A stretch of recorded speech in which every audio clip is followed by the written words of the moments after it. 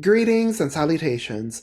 Tell me if you've heard this one before. A fantasy universe, the royal family was deposed. The previous king is executed, as are most of his children. One of his children, a baby, is spirited away in the dead of night. The baby grows up in a simple life as a farmer or something with his adoptive family. However, around the time the prince reaches the age of 16 or so, his past life finds him, tearing the young prince away from the only life he knew.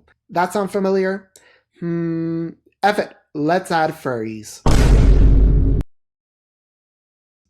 Wereworld is a series by Curtis Jobling, best known for being a designer of Bob the Builder. It's a medieval setting, something right out of Dungeons & Dragons. I'll come back to that later. The biggest difference that I've seen between this setting and others is the inclusion of Therian tropes, i.e. people who are capable of shapeshifting into a half-human and half-animal hybrid. Basically like a werewolf, but most of these characters have complete control over their other form. The types of were-creatures range from wolves and bears to ravens and hawks to sharks and walruses. Even though there are a wide variety of different were-creatures, the actual number is relatively small, to the point that it's uncommon for the typical peasant to actually see a therianthrope.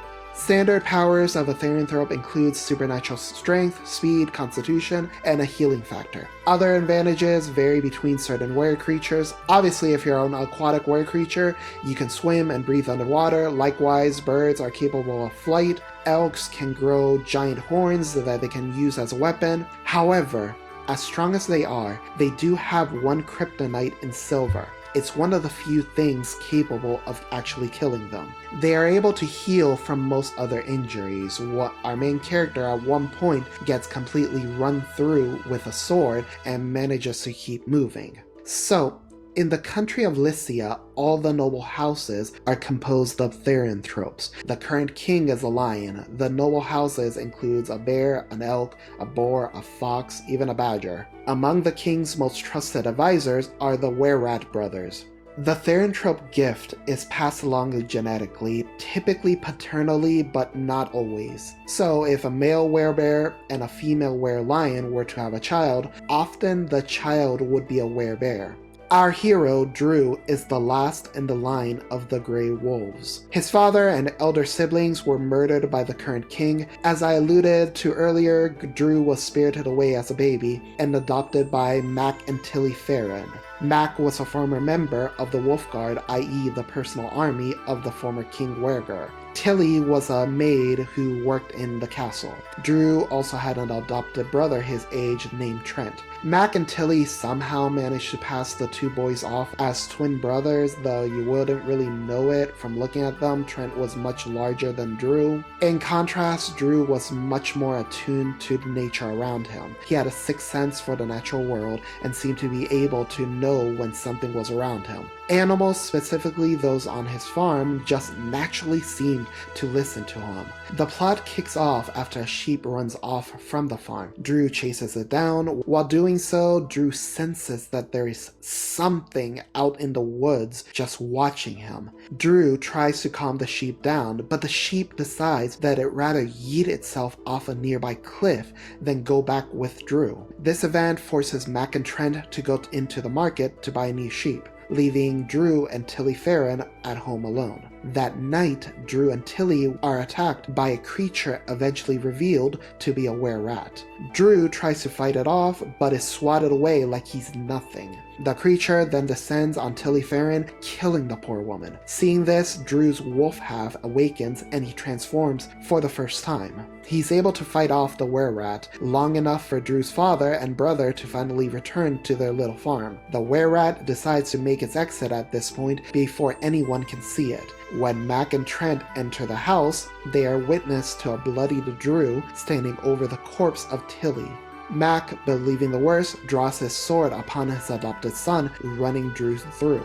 For his part, Drew can only look on in shock at that the man who raised him for 16 years, really 15, had actually just stabbed him. But, as I mentioned before, an ordinary blade is not enough to kill a therianthrope. Drew managed to get away before his adoptive father managed to finish the job.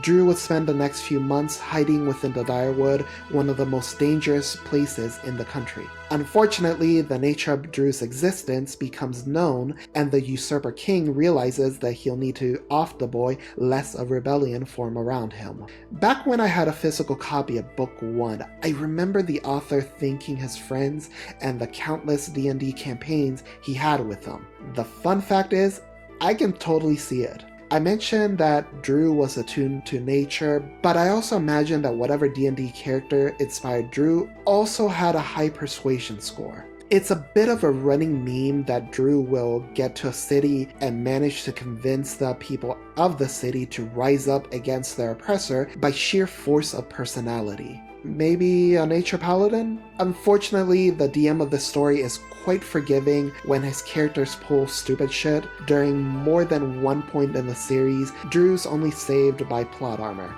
Example: at one point in the series, Drew is about to be executed, Braveheart style, but at the last moment he manages to encourage a rebellion to happen around him. His would-be executioners realize that they need to regroup, so they retreat into a nearby castle. That's not the plot armor part. Drew, having just suffered a night of torture and having just escaped a bad haircut, has a clear shot to safety. Instead of letting himself be led away, Drew decides to go after his executioner, jumping the drawbridge before it closed, and cutting off any reinforcements that might have been able to help him. Now, you'd expect his would-be executioner to just send all his soldiers to kill Drew, but instead allows Drew into a one-on-one with a servant of his. Ultimately, this leads to Drew surviving. Unfortunately, there are several such instances throughout this story. Still, it's an enjoyable series and I do recommend it. Throughout the book, Drew meets a number of allies that aid him in his adventures. Of note are the three that are around Drew's age. Whitley is the second child of Duke Bergen, the Bear Lord. When Drew first meets Whitley, Whitley is posing as a scout. Being the second child meant that Whitley was out of the line of succession, but Whitley seemed alright with that. Instead, training to be a scout, hoping to become like a hero of legend eventually. Like Duke Bergen to Drew's father, Whitley would become one of Drew's biggest allies, but mostly in the later books. Hector is one of the twin sons of Baron Hoof, the Bear Lord. He begins the story as a passive servant of Prince Lucas, the Lion Lord. He's also a student under one of the Wereworld brothers. Like Whitley, Hector is one of Drew's staunchest allies, and is one of the first people to sign on with the Wolf Lord. Hector considers Drew to be a child of prophecy, somebody that will come in to free Lycia from the lion. Unfortunately, much like the plague, the teachings of the Rat Lord can be infectious. Gretchen is a werefox and the heiress to a particularly rich holding. Due to this, the king negotiates for her to be wed to his son, Prince Lucas. When we first meet her, she's a spoiled, noble girl, used to stamping her feet and getting her way. Drew does not put up with her BS, which makes their relationship begin fairly antagonistic. Gretchen does evolve throughout the series, even learning Drew's ability to kickstart a revolution by rolling a nat 20 on charisma checks.